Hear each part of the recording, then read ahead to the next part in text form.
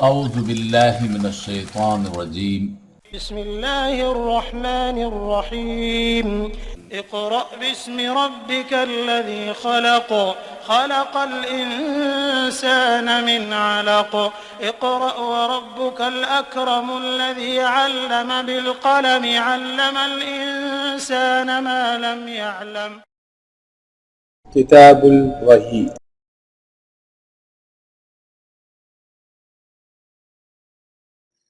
بسم اللہ الرحمن الرحیم۔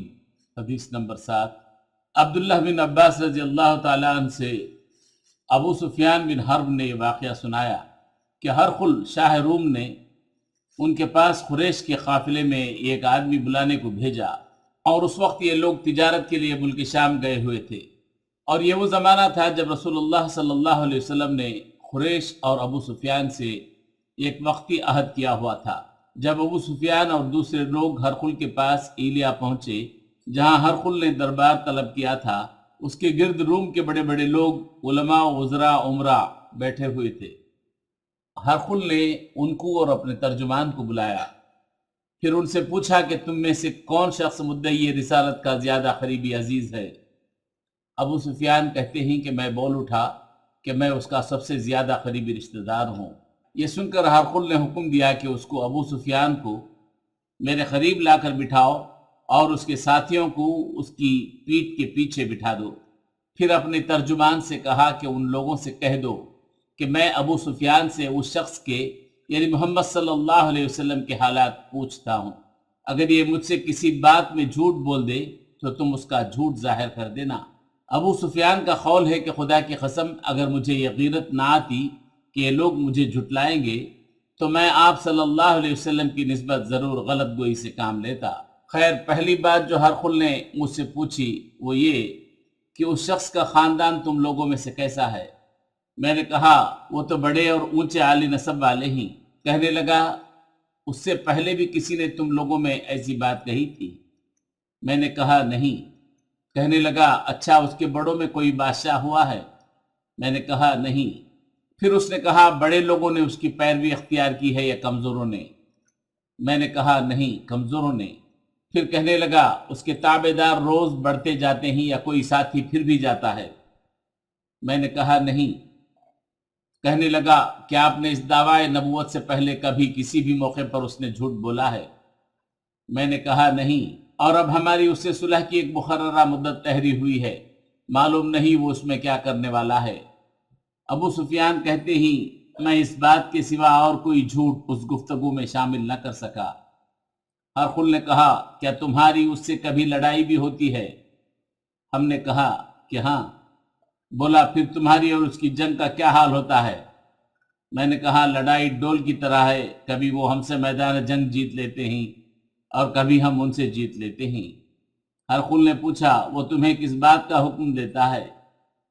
میں نے کہا وہ کہتا ہے کہ صرف ایک اللہ ہی کی عبادت کرو، اس کا کسی کو شریک نہ بناؤ، اور اپنے باپ دادا کی شرک کی باتیں چھوڑ دو، اور ہمیں نماز پڑھنے، سچ بولنے، پرہیزگاری اور صلہ رحمی کا حکم دیتا ہے۔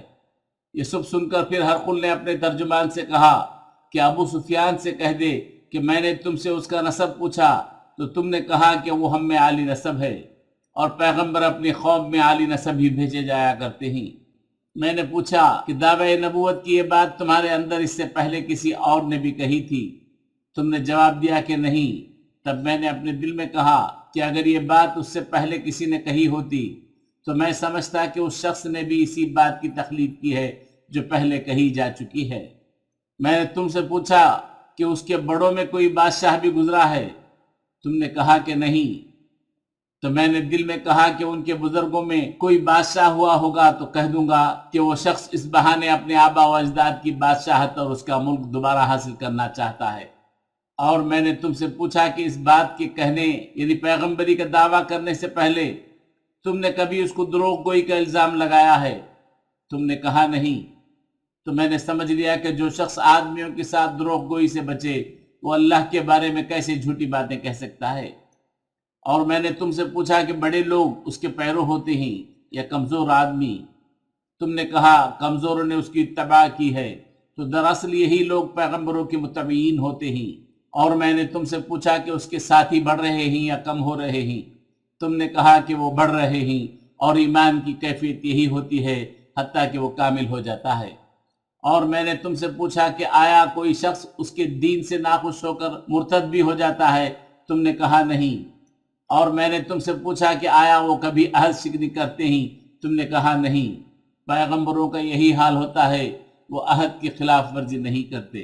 اور میں نے تم سے کہا کہ وہ تم سے کس چیز کے لیے کہتے ہیں، تم نے کہا کہ وہ ہمیں حکم دیتے ہیں کہ اللہ کی عبادت کرو، اس کے ساتھ کسی کو شریک نہ ٹھہراؤ، اور تمہیں بتوں کی پرستش سے روکتے ہیں، سچ بولنے اور پرہیزگاری کا حکم دیتے ہیں۔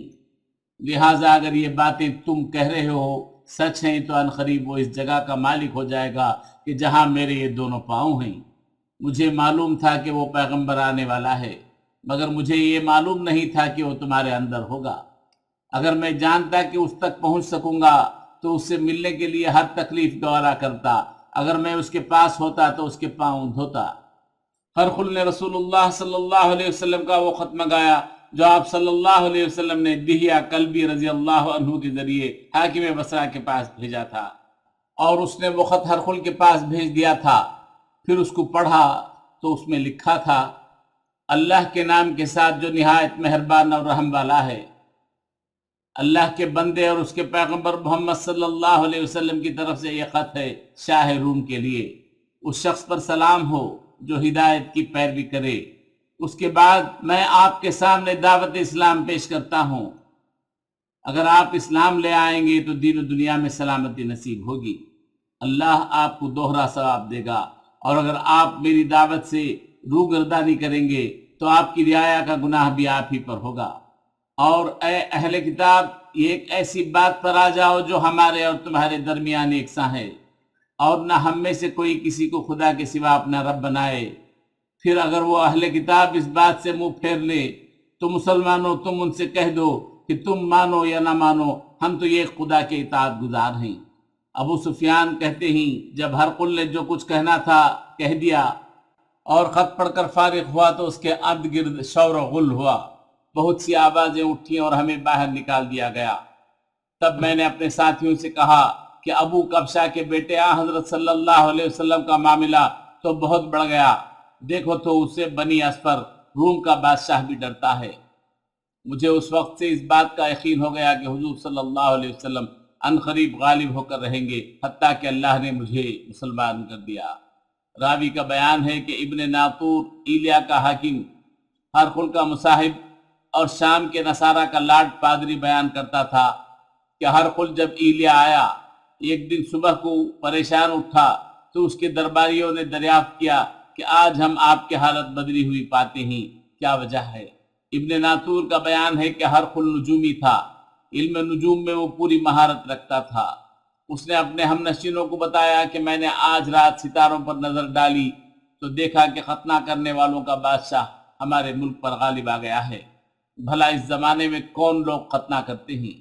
انہوں نے کہا یہود کے سوا کوئی بھی ختنہ نہیں کرتا، سو ان کی وجہ سے پریشان نہ ہو۔ سلطنت کے تمام شہروں میں یہ حکم لکھ کر بھیجیے کہ وہاں جتنے یہودی ہوں سب قتل کر دیے جائیں۔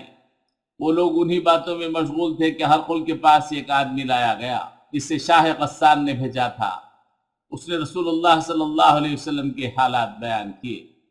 جب ہرقل نے سارے حالات سن لیے تو کہا کہ جا کر دیکھو وہ ختنہ کیے ہوئے ہیں یا نہیں۔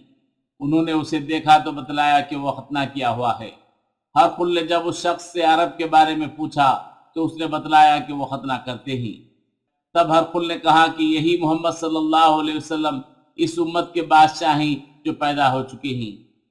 پھر اس نے اپنے ایک دوست کو رومیہ خط لکھا اور وہ بھی علم نجوم میں ہرقل کی طرح ماہر تھا۔